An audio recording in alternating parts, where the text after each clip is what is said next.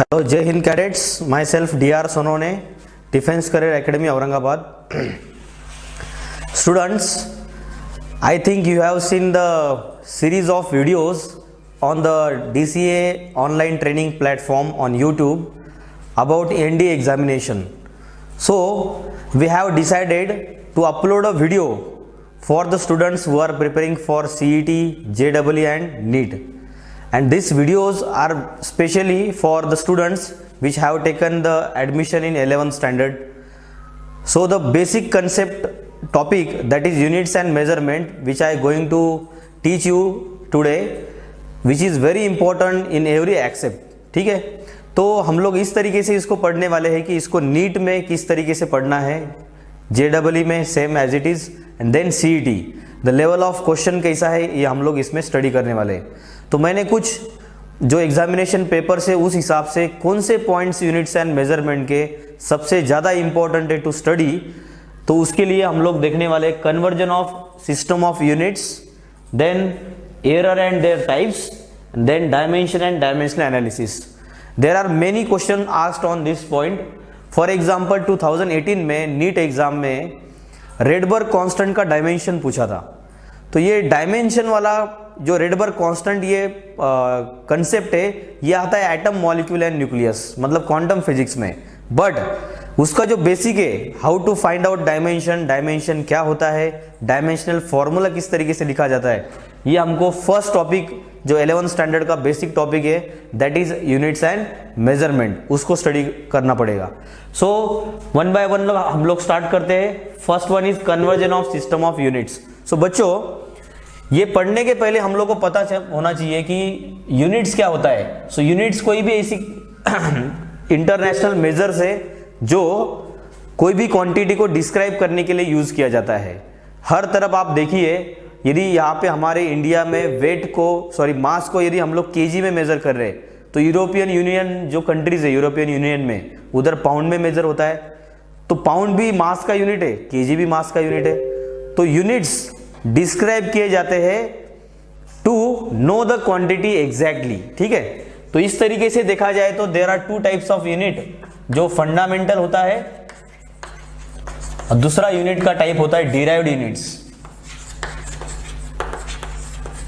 Fundamental में वैसे 7 units है, या 7 क्वांटिटीज भी बोल सकते हैं हम लोग, जिसमें क्वांटिटी में हम लोग mass, length, time, temperature, current, luminous intensity,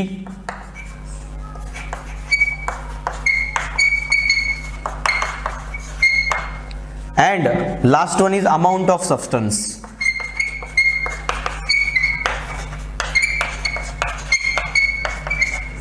ये जो 7 क्वांटिटी ऑफ फंडामेंटल है, उसमें से मास का यूनिट, जिसको फंडामेंटल यूनिट बोला जाता है, इज अ किलोग्राम, जिसको केजी में हम लोग डिनोट करते हैं, बराबर। लेंथ का होता है metre, then time is second, temperature kelvin. बहुत बच्चों को कंफ्यूजन होता है बहुत सारे टॉपिक से, जिसमें जैसे थर्मल प्रॉपर्टीज ऑफ मैटर वाला पॉइंट टॉपिक, थर्मोडायनामिक्स, जिसमें हम लोग को टेम्परेचर जो डिग्री सेल्सियस या फ़ारेनहाइट में होता है, उसको कन्वर्ट करना पड़ता है केल्विन में, जो पॉइंट हमारे conversion of system of units में आता है। तो जो स्टैंडर्ड यूनिट है टेम्परेचर का, वो है केल्विन। करंट का ampere, luminous intensity measured in candela, again amount of substance, molecular mass, जो उसको मोल से डिनोट किया जाता है, मोल्स। ठीक है, तो ये यूनिट हुए 7 units, 7 fundamental quantity. Other than this 7 all are a derived quantity and derived unit. For example, force is a derived quantity and derived unit of that force is Newton. Again, momentum, for example, momentum भी क्या है, एक derived quantity है, जिसको हम लोग kg metre पर second इस तरीके से लिखा जाता है। तो इनके कॉम्बिनेशन से जो बनते हैं, फंडामेंटल यूनिट्स के कॉम्बिनेशन से जो यूनिट बनते हैं, उसको डिराइव यूनिट, एंड क्वांटिटी को भी डिराइव्ड क्वांटिटी बोला जाता है। ये थोड़ा बेसिक है, जो आप 9th 10th में भी आपका बेसिक फाउंडेशन में आपने क्लियर किया होगा। लेकिन JEE नीट या CET के लिए इस पॉइंट में हम लोग को किस तरीके से पढ़ना है। सो वेरी इंपॉर्टेंट कि हम लोग को कन्वर्जन ऑफ यूनिट्स पता होना चाहिए। उसके लिए हमको पता होना चाहिए कि सिस्टम ऑफ यूनिट्स कौन से है। So very important concept, system of units. तो इंटरनेशनल लेवल पे सिस्टम ऑफ यूनिट्स वैसे डिवाइड किया जाता है MKS में, दूसरा है CGS, तीसरा है SI। इसके अलावा FPS भी होता है, वो भी मैं आपको यहाँ पे बता देता हूँ। FPS यूरोपियन यूनिट में ज़्यादातर ये वाला सिस्टम यूज होता है। इसमें भी आपको गिवन दे सकते हैं न्यूमेरिकल में, जिसको आपको कन्वर्ट करना पड़ेगा। MKS का मतलब होता है M stands for metre, then K stands for kilogram and S stands for second. Here is also CGS means C stands for centimeter. Then again G stands for gram and S for second. SI unit is mainly denoted or given on the name of scientist. We can say जैसे force का unit जो Newton है वो scientist के नाम से दिया गया है, ठीक है, साइंटिस्ट के नाम से उसको दिया जाता है। और FPS जो है F stands for feet, P for pound and S for second. तो ये सिस्टम्स में एक बात तो पता चल गई कि इसमें मास, लेंथ एंड टाइम इसको ज़्यादा इंपॉर्टेंस दिया है। मतलब M मीटर ये लेंथ हुआ, K किलोग्राम मास हुआ, S is time year, second यहाँ पे कॉमन है। देखो सेकेंड मतलब जितने भी सिस्टम ऑफ यूनिट्स है ये सभी में सेकेंड कॉमन है, सेकेंड हर तरफ है। SI सिस्टम जो बाद में इंटरनेशनल सिस्टम ऑफ यूनिट जिसको बोलते हैं, ये बाद में लाया गया। जो साइंटिस्ट है उनको ऑनर करने के लिए फिर उनके नाम से यूनिट दिए जाते हैं, जैसे करंट का एम्पियर बराबर, या फिर चार्ज का कूलम, वोल्टेज का वोल्टा या फिर वोल्ट जिसको हम लोग बोलते हैं। तो ये जो नेम ऑफ साइंटिस्ट है वो SI यूनिट है, वो रिस्पेक्टिव क्वांटिटी के। तो कन्वर्जन हमको कैसे करना है, जैसे मैं फॉर एग्जांपल कंसीडर करता हूं कि मेरे को जो SI यूनिट में कोई क्वांटिटी दिया है, फॉर एग्जांपल मैं कंसीडर करता हूं फोर्स। फोर्स सबको पता है, फोर्स मतलब मास इंटू एक्सेलरेशन होता है। Mass is denoted in kg unit होता है मास का, और एक्सेलरेशन मतलब मीटर पर सेकेंड स्क्वायर। ये जो मैंने यूनिट बनाया ये है MKS सिस्टम में, मतलब इधर metre, kg and kilogram and second आपको दिखेगा यहाँ पे। लेकिन इसका यदि SI यूनिट मैं लिखूंगा तो ये सबको मिला के बोला जाता है न्यूटन। तो ये SI यूनिट हो गया। सेम क्वांटिटी को यदि मेरे को लिखना है CGS में तो मैं सिंपली कन्वर्ट करूंगा, kg को कन्वर्ट करूंगा मैं किसमें, ग्राम, देन मीटर को मैं कन्वर्ट करूंगा सेंटीमीटर में, and second as it is होता है तो सेकेंड स्क्वायर। ये CGS में हुआ। लेकिन CGS में इसका और एक नाम है जो आपको पता होना चाहिए, डायन, राइट। तो kg मीटर पर सेकेंड स्क्वायर से न्यूटन बनता है, ग्राम सेंटीमीटर पर सेकेंड स्क्वायर से डायन बनता है। मतलब SI यूनिट न्यूटन ये MKS सिस्टम से बना, और जो डायन है वो CGS सिस्टम से बना है, राइट। तो इसमें ऐसे कन्वर्जन आपको आना चाहिए। ये एक एग्जांपल हुआ। दूसरा एग्जांपल भी हम लोग कंसीडर कर सकते हैं। जैसे हम लोग एग्जांपल कंसीडर करते हैं, आप इसको नोट कर सकते हैं। सेकेंड एग्जांपल मैं यहां पे लेता हूं वर्क के बारे में। आपने वर्क डन पढ़ा ही होगा। वर्क क्या होता है, work is force into displacement. Force into displacement, force का यूनिट हमको पता है, फोर्स न्यूटन में होता है एंड डिस्प्लेसमेंट मीटर में होता है, right. But this is not a SI unit of a work. SI unit जो है वो है जूल, मतलब न्यूटन मीटर से बना है जूल। 1 जूल यदि आप डिफाइन करने जाओगे 1 जूल, तो उसको बोला जाता है कि when 1 newton of force applied on object and object is displaced at a 1 metre. मतलब न्यूटन मीटर से जूल बना। एक तो पहली बात, न्यूटन मीटर को मैं ऐसे भी कन्वर्ट कर सकता हूं, न्यूटन मतलब kg मीटर पर सेकेंड स्क्वायर इंटू मीटर। मतलब मैं इसको ऐसे लिख सकता हूं, kg मीटर स्क्वायर पर second square. kg metre square पर सेकेंड स्क्वायर जो यूनिट किसका है, एमकेएस सिस्टम का, उसको मैंने कन्वर्ट किया एसआई सिस्टम में, उसको मैंने किस में कन्वर्ट किया है, एसआई सिस्टम में। अगेन यदि मैं ये केजी मीटर स्क्वायर पर सेकेंड स्क्वायर को ऐसे लिखूं, किसमें, सीजीएस में, gram centimetre square upon second square, तो ये कन्वर्ट हो गया सीजीएस में, सीजीएस यूनिट में कन्वर्ट हुआ। और यही सीजीएस यूनिट से बनता है दूसरा, उसका जो यूनिट है जो सीजीएस से बनता है उसको बोला जाता है अर्ज,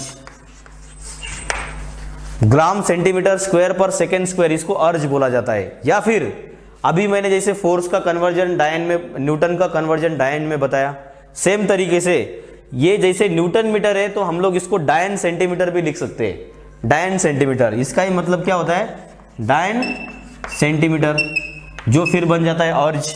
तो इस तरीके के डिफरेंट एग्जाम्पल हो सकते हैं जो कन्वर्जन एक एसआई यूनिट का आप लोग सीजीएस में कर सकते हैं, एमकेएस का आप एसआई में कर सकते हैं, एमकेएस का आप सीजीएस में भी डायरेक्टली कन्वर्जन कर सकते हैं। अभी बात आती है कि ये तो हम लोगों ने यूनिट टू यूनिट कन्वर्जन किया।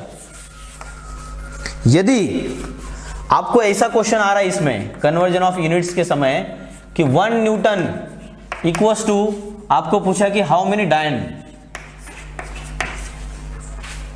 1 न्यूटन फोर्स मतलब कितना डायन फोर्स होता है, राइट। तो उसके लिए आपको पता होना चाहिए फोर्स मतलब मास इनटू एक्सेलरेशन, सो ये हुआ केजी मीटर पर सेकेंड स्क्वायर, राइट। अभी ये केजी मीटर पर सेकेंड स्क्वायर को हम लोगों को कन्वर्ट करना है किसमें, जो एमके सिस्टम का है उसको मैं कन्वर्ट कर रहा हूं किसमें, सीजीएस सिस्टम में। जब मैं इसको सीजीएस में कन्वर्ट करूंगा तो ये हो जाएगा ग्राम सेंटीमीटर पर सेकेंड स्क्वायर। बट हमको सिंपल जो हमने 9th 10th फाउंडेशन में पढ़ा होगा उस तरीके से हमको पता है केजी का कन्वर्जन ग्राम में कितना होता है, केजी मतलब होता है 10⁻³ ग्राम। अगेन मीटर मतलब क्या होता है, 1 kg is 10⁻³ gram and 1 metre is nothing but the 10⁻² centimetre. तो बस हमने वही किया, न्यूटन का मतलब केजी मीटर पर सेकेंड स्क्वायर होता है और डायन का मतलब ग्राम सेंटीमीटर पर सेकेंड स्क्वायर होता है। बस हमने केजी को इसमें कन्वर्ट किया जो कन्वर्जन है 10⁻³ सो 10⁻³ इंटू मीटर का सेंटीमीटर में 10⁻², राइट। सो ये क्या हो गया, 1 न्यूटन का कन्वर्जन हो गया 10⁵ डायन।